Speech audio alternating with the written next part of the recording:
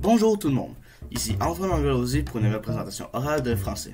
Bien sûr, cette présentation orale ne sera pas donnée au professeur de français puisque ce n'est pas réellement une présentation orale dans le cadre du cours de français. C'est en fait une présentation orale dans le cadre de la chaîne d'Arcphonie. Donc, cette année, nous avons lu La chute de Sparte, qui était un livre du moins...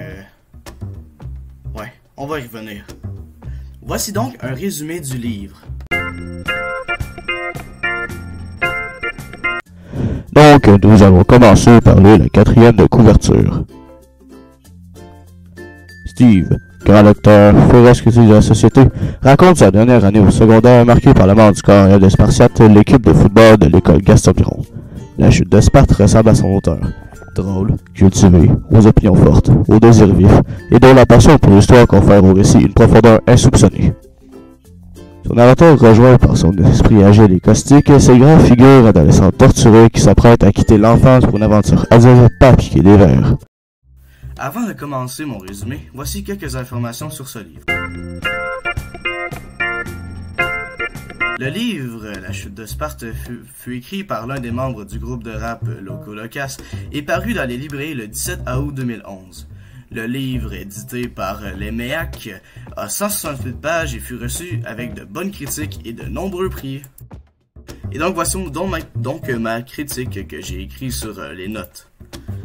Le livre raconte l'histoire de Steve, un adolescent rentrant au 5e secondaire à l'école secondaire Gaston-Miron.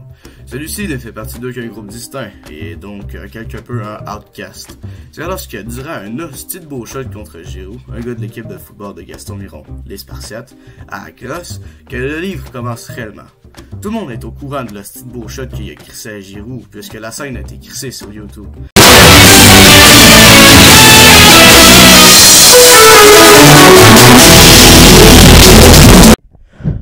Ici Antoine Angelozzi pour un bulletin spécial d'importance capitale.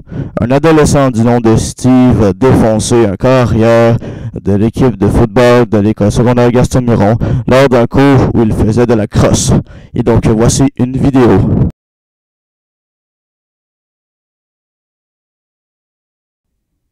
Nous avons demandé à des reporters d'aller faire des reportages à cette école après cet exploit. Oui, Antoine, je me retrouve actuellement dans le gymnase où s'est passé cet exploit. Et je vais donc demander à un des adolescents qui est ici et qui a vu l'exploit quelques questions. Donc, comment vous sentez-vous, monsieur?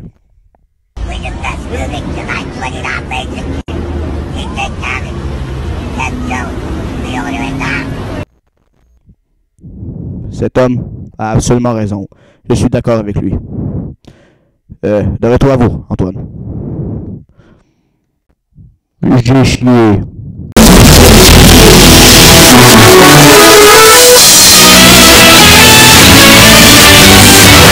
Mais là, ça a fait que Giroud est en beau fusil, puis Véronique, son crash, ne peut plus y parler après cela.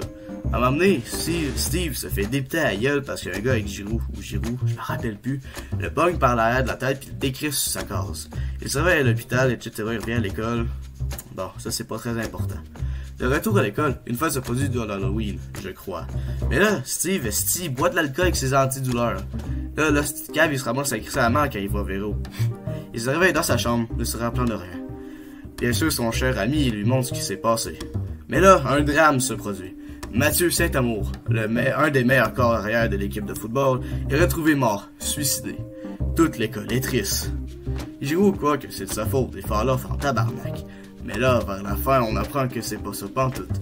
L'ami de Steve a vu Mathieu puis un autre gosse frencher dans la douche des gars. Puis là, l'entraîneur les voit puis il est en tabarnak parce que les joueurs de foot, ça a pas le droit d'être homosexuel. Puis là, ils fument tous les deux un cigare, regardent le soleil ou whatever. Et donc, maintenant, ma note. Le livre, d'après moi, n'était pas mauvais, mais pas très bon non plus. Voici mes quelques points forts. L'écriture est ok, c'est cool qu'il parle comme du vrai monde. Et quelqu'un meurt à la fin. Mes points moins forts, Steve est trop horny à mon avis.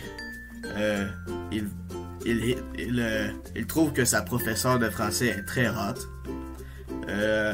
m'amener, il y a des fantasmes sexuels à propos de Véronique, c'est écrit dans le livre.